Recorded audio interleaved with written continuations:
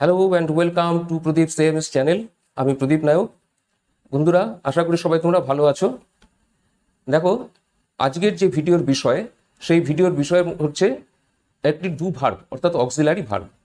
তোমরা যারা ইংরেজি শিখছো বা ইংরেজি শিখতে চাও, তোমরা সবাই জানো যে ইংরেজিতে অক্সিলারি ভার্বের গুরুত্ব কতটা। তো ইংরেজিতে যে অক্সিলারি ভার্বগুলো আছে, সেই ভার্বগুলোর মধ্যে অন্যতম ইম্পর্ট্যান্ট একটি ভার্ব হচ্ছে ডু। এই ডু ভার্ব নিয়ে কিন্তু অনেকের মধ্যে ধোঁয়াশা থাকে। ডু ভার্বকে বিভিন্নভাবে ব্যবহার করা হয়, ডু ভার্বের অনেকগুলো ব্যবহার আছে। তো আজকে আমি কিন্তু ডু ভার্বের সবগুলো ভার্ব নিয়ে আলোচনা করব না। ডু ভার্বের সবগুলো বিষয় নিয়ে যদি আলোচনা করতে চাই, তাহলে কিন্তু ভিডিওটা যেমন বড় হবে, তার মধ্যে তোমরা শেখার বদলে তোমাদের সবকিছু গুলিয়ে যাবে। তো আমি এখানটা আজকে দুটি পার্ট নিয়ে আলোচনা করব। একটা হচ্ছে মেন ভার্ব আর হচ্ছে অক্সিলারি ভার্ব। তাহলে মেন ভার্ব এবং অক্সিলারি ভার্ব হিসেবে ডুটা কিভাবে ব্যবহার করা হয়, আমি আজকে তোমাদের মধ্যে সেই আলোচনাটা করব। তো যারা তোমরা ইংরেজি শিখতে গিয়ে ডু বা ডাজের ব্যবহার বা ডু এর ফর্মগুলো যেগুলো রয়েছে, সেগুলো নিয়ে যাদের মধ্যে ধোঁয়াশা রয়েছে, আজকের ভিডিওটা দেখার পর আশা করি সেই ধোঁয়াশা তোমাদের কেটে যাবে, তোমাদের প্রবলেমটা সলভ হয়ে যাবে। তোমরা দেখতে থাকো পুরো ভিডিওটা, স্কিপ না করে। আশা করি এই ভিডিওটা শেষ হওয়ার সঙ্গে সঙ্গে ডু ভার্ব সম্পর্কে তোমাদের যে ধোঁয়াশা, তোমাদের যে প্রবলেম, সেটা তোমাদের সম্পূর্ণভাবে কেটে যাবে। তো চলো আমরা দেখি আজকে ডু ভার্ব নিয়ে কি কি হতে পারে। তাহলে দেখো, ডু ভার্ব তার পাঁচটা ফর্ম।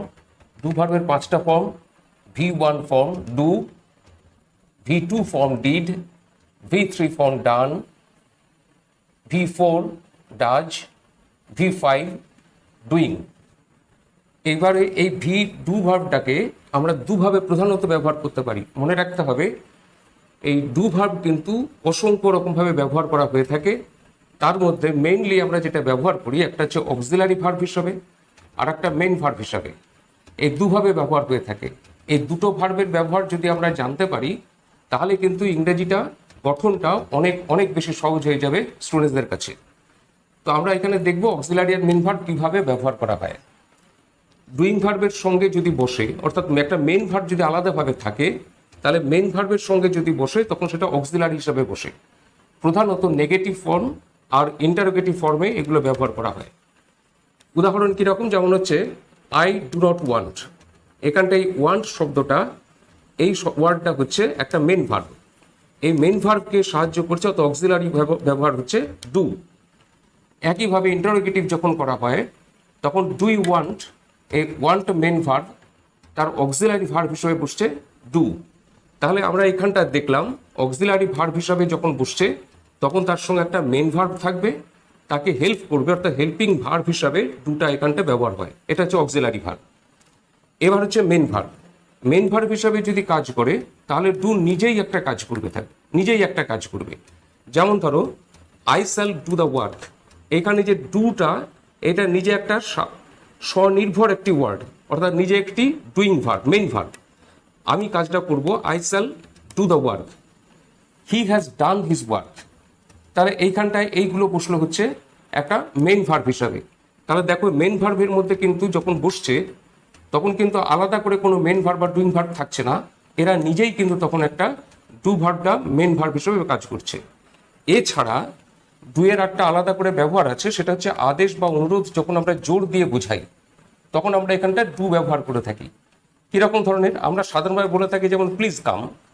এই প্লিজ কামটাকে যখন আমরা জোর দিয়ে বলবো, তখন আমরা বলবো please do come, please do come. এই যে ডুটা ব্যবহার করা হলো, এই ডুটা কিন্তু ব্যবহার করা হচ্ছে একটা জোর দিয়ে বোঝাবার জন্য, যাকে আমরা পারসুয়েসিভ বলি। দুই, লেট মি নো। এই লেট মি নোটাকে আমরা ব্যবহার করি, কিন্তু তার আগে যদি আমরা ডুটা দিই, তাহলে দেখা যাবে যে ডুটা দিলে কিন্তু ডু লেট মি নো, এটা কিন্তু অনেক বেশি জোর দিয়ে বোঝানো হচ্ছে তার কাজটাকে, অর্থাৎ আমার যে মনোভাবটা, সেটা অনেক বেশি জোর দিয়ে বোঝানো হচ্ছে। এইরকমভাবে ডুগুলো এখানটায় বসে। এইবারে অক্সিলারি এবং মেইন ভার্ব একই সঙ্গে দুভাবে বসছে। সেটা কিভাবে বসে, এখানে আমরা ইন্টারোগেটিভের মধ্যে দেখি, যেমন does he do the work. এখানে প্রথম ডাজটা যেটা, সেই ডাজটা হচ্ছে এখানটায় হেল্পিং বা অক্সিলারি ভার্ব হিসাবে বসছে, আর ডুটা যেটা এখানটায়, সেই ডুটা বসছে হচ্ছে মেইন ভার্ব হিসাবে। তাহলে এখানটায় কোনো অবজেক্ট হিসাবে এখানে থাকছে ওয়ার্ক। তাহলে এখানটায় does the do the work, একটা হচ্ছে অক্সিলারি ভার্ব ডাজটা, মেন ভার্বটা হচ্ছে ডু। তাহলে এইখান থেকে এটা একই সঙ্গে এটা বসলো। পাস্ট টেন্সে যদি যাওয়া হয়, did you do the work, ডিডটা হচ্ছে অক্সিলারি, ডুটা মেন ভার্ব। তাহলে এইখানটায় আমরা ব্যবহার দেখলাম যে একই সঙ্গে ডু বা ডাজ অথবা ডু একই সঙ্গে অক্সিলারি মেন ভার্ব হিসেবে ব্যবহার হয়। আবার মেন ভার্ব হিসাবে বারবার ব্যবহার না করে, কোনো একটা মেন ভার্বকে বারবার ব্যবহার না করে আমরা যখন সংক্ষেপে, যখন স্পোকেন ইংলিশে কথা বলা হয়, তখন কিন্তু অনেক সময় এটাকে সংক্ষিপ্ত আকারে দেওয়া হয়। সংক্ষিপ্ত আকারে তখন আমরা ডু ব্যবহার করি। কীরকম ধরনের? যেমন ধরো, do you live in Kolkata, তাহলে এর উত্তরটা ইয়েস বা নো। এখানে যদি বলা হয় ইয়েস, তাহলে ইয়েস আই ডু। তাহলে এখানটায় বলা হলো না ইয়েস আই লিভ ইন কলকাতায়, এই লিভ কথাটাকে অর্থাৎ মেন ভার্বটাকে আবার ব্যবহার করা হলো না। Do you live in Calcutta বা কলকাতা, ইয়েস আই ডু। ঠিক একইভাবে do you go to college, no I don't. এইখানটায় কিন্তু গো এই মেন ভার্বটাকে কিন্তু আর একবার ব্যবহার করা হলো না। এছাড়া আমি আগের যে ভিডিওটা করেছি তার মধ্যে আমরা দেখেছি যে আমেরিকান ইংলিশ যেগুলো, তার মধ্যে ডু এর ব্যবহার হয়ে থাকে। তাহলে এই ডু এর ব্যবহার যখন হয়ে থাকে সেটা কিভাবে হয়েছে, আগের ভিডিওতে আমি বলেছি যে আমেরিকান ইংলিশ আর ব্রিটিশ ইংলিশের মধ্যে একটা পার্থক্য থাকে। সেই পার্থক্যটা কিন্তু আমেরিকান ইংলিশে ডু এর ব্যবহার হয়ে থাকে। যেমন হচ্ছে ডোন্ট হ্যাভ, তারপর হচ্ছে ডাজন্ট হ্যাভ, এরকম ধরনের কথাগুলো ব্যবহার হয়ে থাকে। সেটা আগের ভিডিওতে দেওয়া আছে, তোমরা যদি দেখতে চাও তো তোমরা দেখতে পারো আগের ভিডিওগুলোতে, তাহলে তোমাদের এই ব্যাপারটা আরও বেশি ক্লিয়ার হয়ে যাবে। তাহলে আশা করি এই জায়গাটা তোমরা বুঝতে পারলে। তাহলে এবার চলো আমরা পরের কথায় যাই। এবার দেখো ডু কিভাবে নেগেটিভ ফর্মে ব্যবহার করা হয়। আমরা জানি যে ফার্স্ট, সেকেন্ড এবং থার্ড পারসন প্লুরালে ইউজ হয় ডু, এবং থার্ড পারসন সিঙ্গুলারে হয় ডাচ। যেমন আই, উই, ইউ, দে, এবং সেই সঙ্গে যত প্লুরাল নাম্বার আছে থার্ড পারসনে সব ক্ষেত্রে ডু, এবং নেগেটিভ সেন্টেন্স করতে ডু নট। ঠিক একইভাবে হি, she, it, the boy, the girl বলে বা দি ম্যান, যে কোনো সিঙ্গুলার নাম্বারের থার্ড পারসন সিঙ্গুলার নাম্বারের ক্ষেত্রে ডাজ প্লাস নট। তাহলে এইটা বুঝবে। এবার দেখো হচ্ছে এখানটায় আই, উই, ইউ, দে যেটাই হোক তার সঙ্গে ডু নট প্লে, প্লেটা হচ্ছে মেন ভার্ব। তাহলে মেন ভার্বটা হচ্ছে প্লে, তার সঙ্গে ডু নট বসলো।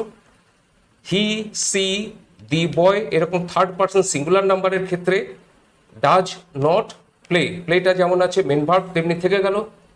এবং পাস্ট টেন্স বলে সাবজেক্ট, সাবজেক্ট মানে I, we, you, he, she, it যা বসবে সব কিছুর সঙ্গে এই do not, did not play, তাহলে এখানে ডিড হবে। এখানে থার্ড পারসন বা ফার্স্ট পারসন বা সেকেন্ড পারসন সিঙ্গুলার বা প্লুরাল বলে কোনো কথা হবে না। এখানে সাবজেক্ট যাই হোক না কেন পাস্ট টেন্সের ক্ষেত্রে ডিড নট কথাটা ব্যবহার হবে। তাহলে আমরা দেখলাম যে এইরকমভাবে ফার্স্ট পারসন, সেকেন্ড পারসন এবং প্লুরাল নাম্বারের ক্ষেত্রে ডু বসবে, থার্ড পারসন সিঙ্গুলার নাম্বারের ক্ষেত্রে ডাচ বসবে, নট আছে, আর পাস্ট টেন্স হলে সাবজেক্ট যাই থাক সেখানে ডিড বসবে, বাকি সব যেমন আছে তেমন থেকে যাবে। এবার আসো আমরা দেখব নেগেটিভ সেন্টেন্সে। সেন্টেন্স ইন্টারোগেটিভ সেন্টেন্সে আমি অ্যাজারটিভের সঙ্গে ইন্টারোগেটিভ তুলনা করে দিলাম। কিভাবে? যেমন অ্যাজারটিভে আমরা যেটা প্রেজেন্ট ফর্মে ধরি, যেমন আই প্লে, তাহলে এখানটা ইন্টারোগেটিভ হবে ডু আই প্লে, অর্থাৎ আই প্লে তার আগে একটা ডু কথাটা বসে যাবে। হি প্লেজ, এখানে হি এর আগে ডাচ বসবে, যেহেতু থার্ড পারসন সিঙ্গুলার নাম্বার তাই এখানটায় ডাচ বসবে। আর একবার ইয়েসটা যুক্ত হয়ে গেলে ভার্বের সঙ্গে পরে যে ভার্বই থাক তার সঙ্গে আর এস যুক্ত হবে না। যেমন এখানে প্লে হয়েছে, তাহলে হি প্লেজ, এখানে কোনো ডু নেই বলে এখানটায় এস বসলো, কিন্তু এখানটায় যেহেতু ডাজ কথাটা আছে তাই এখানে ডাজ হি প্লে। তাহলে একবার ইয়েস বা এস ভার্বের সঙ্গে যুক্ত হলে পরের যে ভার্ব মেন ভার্ব থাকবে তার সঙ্গে আর এস বা এস যুক্ত হবে না। তাহলে এখানটায় হি প্লেজ থেকে ডাজ হি প্লে। পাস্ট টেন্সে they played, did they play, did they play, তাহলে এইখানটায় প্রথমটা আছে পাস্ট টেন্সে আছে প্লেড। একবার যদি প্রথম অংশটা পাস্ট টেন্স হয়ে যায়, প্রথম ভার্বটা যেটা অক্সিলারি ভার্ব হিসাবেই থাক আর যেভাবেই থাক, তাহলে এই অক্সিলারি ভার্বটা যদি আমাদের এখানটায় পাস্ট টেন্সে থাকে তাহলে এটা কিন্তু পরের ভার্বটা অর্থাৎ মেন ভার্বটা সেটা প্রেজেন্ট ফর্মে হয়ে যাবে। তাহলে ডিড দে প্লে, তাহলে এইখানটায় সবগুলোর ক্ষেত্রে দেখো ডু, ডাজ, ডিড এগুলো সাবজেক্টের আগে এখানটায় বসিয়ে দিয়ে এই ফর্মগুলোকে তৈরি করা হয়েছে। আই, হি, দে একই আছে, ডু বা ডাজ বা ডিড এগুলো বসিয়ে দেওয়া হয়েছে।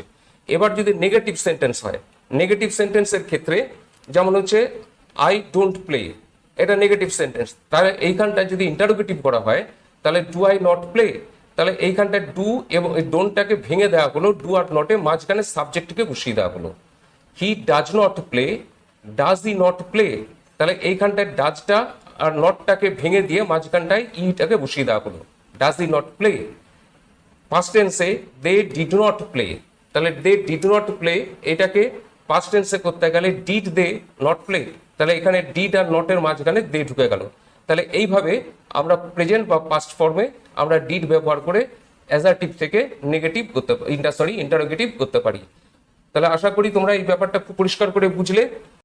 আশা করি যে তোমরা ডু ভার্বটা নিয়ে তোমাদের মধ্যে যে প্রবলেম যদি থেকে থাকে কিছু, এটা দেখার পর অর্থাৎ আমি যেভাবে তোমাদেরকে দেখালাম সেটা দেখার পর আশা করি তোমাদের মধ্যে আর কোনো প্রবলেম থাকবে না। তাহলে তোমরা এইগুলোকে শুধু একটু প্র্যাকটিস করো।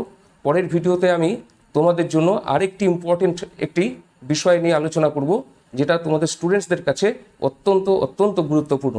তাহলে পরের ভিডিওতে তোমাদের দেখা হবে।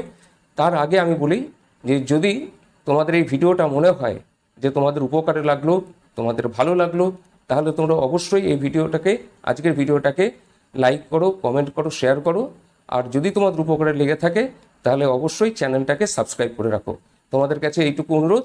আর পরের ভিডিওর দিকে লক্ষ্য রাখো। তোমাদের জন্য যে ভিডিওগুলো করছি তোমাদের প্রত্যেকটা বিষয় তোমাদের ইম্পর্টেন্ট বলে আমার মনে হয়, সেগুলো তোমাদের কাজে লাগবে অল ক্লাসের জন্য। তাহলে দেখা হবে পরের ভিডিওতে। আজকে এই পর্যন্ত, ততক্ষণ তোমরা ভালো থাকো। Good bye.